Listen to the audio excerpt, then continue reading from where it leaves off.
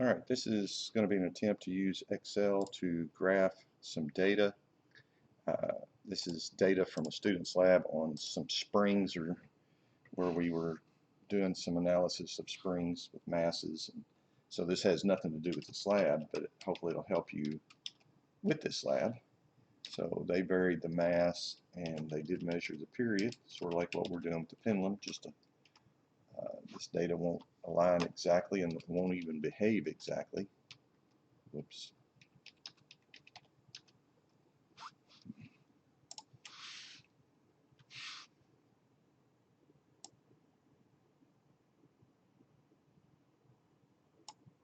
Okay.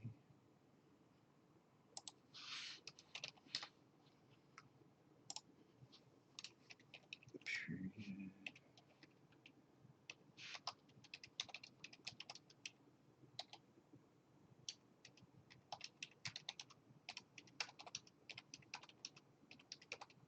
Okay, so there's the data the student had, and we want to graph it. So what I do is go to the cell I want to start with, hold the shift button to select all this area. You may be used to doing it with a mouse, that's fine. Either way, it doesn't matter. Then you want to insert, and you want to insert a scatter plot like this. Okay. Now with Excel, there's lots of options you can do. Like if you go to this design, you can add elements, which you should. You should have axis titles, and this would be now you could have it choose from your, if you're really good with Excel, you could probably figure out how to have it choose that cell. Okay, so I want a vertical one. This is a little more challenging because you got to sort of figure out how to get it to do what you want it to do.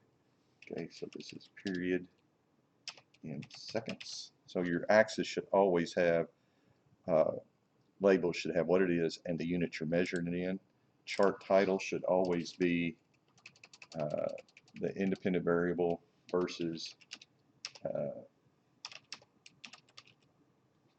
the dependent variable versus independent variable. This variable versus this, because that's what you're looking at. How is this affected by this? Now, this looks linear, and the students tried a linear fit. So you right-click on any of the data points and you say Add Trend Line, and then it defaults to linear. And if you scroll down, you can display equation on chart. Okay, so there it is. There's the trend line, there's the equation. You can even modify, this is one thing I like about Excel, is you can modify this equation to match our variables. Like you can say, okay, period, the y-axis is period. We use a simple T for period. The slope is 9.091. Now you can round that if you want to, which I would, to just 0.91, but I'm going to leave it as it is. Units will be seconds per kilogram. So there's our slope, and then on the x-axis is mass, so that'd be m, and then the only thing we need to add here is the units on the y-axis for the y-intercept, which is seconds. So there's your graph using Excel. The only problem with this graph is it makes lousy predictions.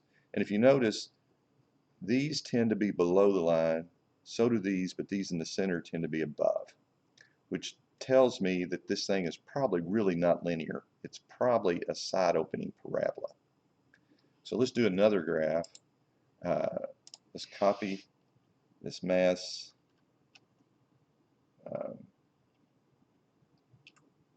over here, because I'm not really good at selecting columns that aren't right against each other.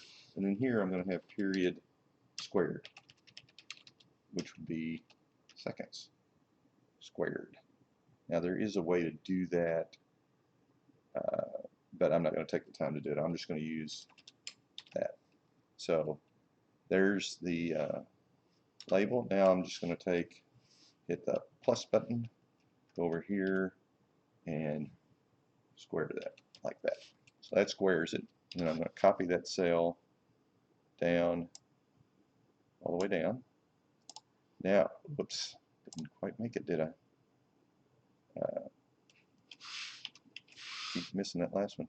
Now I'm going to graph this. And I'm going to insert a new graph, scatter plot. And I'm not going to, you could easily drag this thing wherever you want on your page. I'll just make some quick adjustments to it.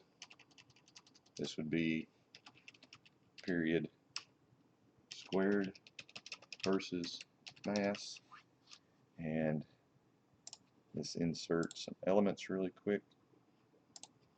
This is still mass.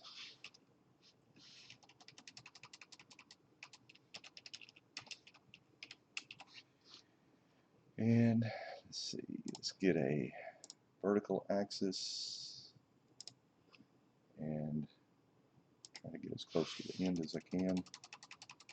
This is period squared in seconds squared. Okay, so now I want to do a best fit to this. So I right click on any of the dots, add trend line. I do want linear, and I do want to display the equation. And once again, it calculates the slope for you. Y-intercept, notice this y-intercept is basically 0. Because notice these masses start at 0.25 and the period starts at 0.63. So this 0.25 is below the third digit here, so we could ignore it. So let's just get rid of it. We don't even need that y-intercept. It's basically 0. X, once again, will be mass. The slope this time will be in seconds squared per kilogram. And the y-intercept would be period squared, which there is a way to actually make it a squared up there. You have to go in and edit it, I think up here somewhere, but I can't remember how to do that. So there's the equation to this line, and that's how you use Excel to do it. You can move it around. You can paste this into a Word document or a Google Doc, so your graph looks professional in that you have the correct title, you have labels on your axis, you have them scaled, you're showing your zero. That's one thing I like about Excel too. It shows 0, 0, and where graphical analysis you have to force it to have 0, 0 there. And so this would be a good graph to use in a lab report. All right, hope that helps.